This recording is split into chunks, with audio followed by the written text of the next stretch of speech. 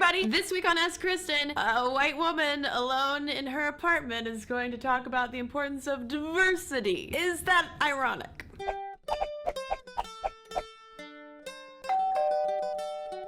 A little while back, Emar Haney asked, could he do a video on how to explain to friends who are very willingly blind and deaf to the subject or simply don't understand why diversity matters, especially when it comes to the things that people like to pretend there are no problems with today, like gender or race. Emar's question has been running through my brain a lot in the past couple days, considering that as I'm shooting this video, the U.S. National Guard is marching through the streets of Baltimore in response to the protests surrounding the death of Freddie Gray. And if you don't know who Freddie Gray is, he was a black man in Baltimore who died after being arrested and put into police custody. Why does diversity matter, Emar? Because in the United States, we, especially we's, people with skin that looks like mine, are still having to be taught that Black Lives Matter. Diversity matters because in the first 7 weeks of 2015, 7 transgender women were murdered. Diversity matters because 6 in 10 Latinos say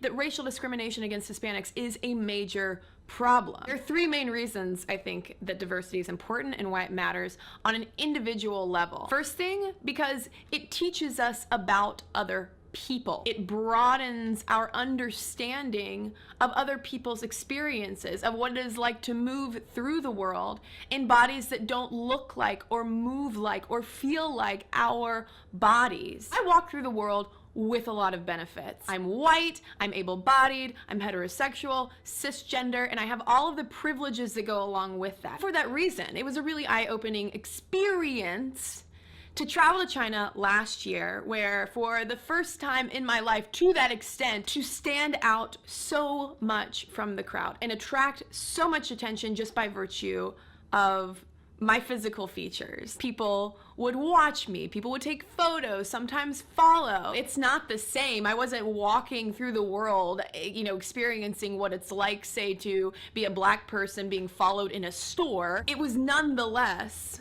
illuminating. Sociologists talk a lot about how birds of a feather flock together and like attracts like. Just walk into a high school cafeteria and everybody's sitting at their own discrete tables, divided up by cliques or sometimes by ethnicity. But when we challenge ourselves to go outside of our comfort zone, beyond our own backyards, diversity is important, number 2, because it teaches us about ourselves, because it challenges our preconceived and untested notions about people who don't look or move like we do. It teaches you, hopefully, to put the needs of the broader community before the needs of the individual. Sometimes in that process, it forces us to reevaluate our priorities and our value systems and rearrange things, and that can also seem frightening. We hold our privileges so tightly to the chest because we have this misconception that all of these good things, social cohesion and compassion and community building,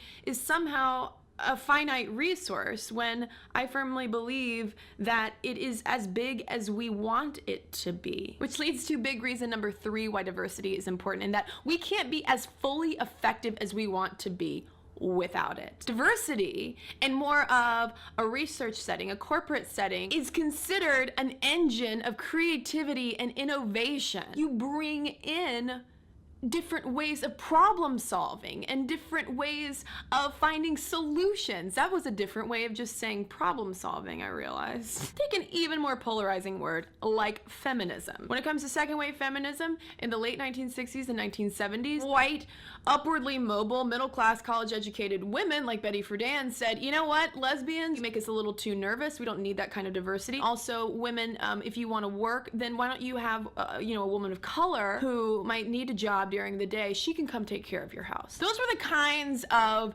diversity blind things that led us to the point to where we are today. Feminism in a lot of ways has been tainted. We are having to make up for lost time. We need everyone's voice at the table. Diversity is an ongoing conversation. It is about a diversity of opinions, but it's also about inclusion. And this is a huge thing when it comes to intersectional diversity and the importance of inclusion, of letting other voices be heard. While yes, the numbers of people at our diversity table are important, if there is no actual inclusion, then it is an empty gesture. But going back to Emar's original question though, of how to talk to friends about diversity in a relatable, more palatable kind of way than soapboxing about the lofty ideas of creativity and innovation. The thing that first came to my mind, look around at pop culture. Look at all the things that you and your friends enjoy, the kind of music, fashion, sports, food. All of those things are a product of diversity. You don't like diversity, but you do like Drake. You don't get Drake then. You guys like to go out and eat all kinds of different foods, but when it comes to diversity, you only get peanut butter and jelly. Without diversity,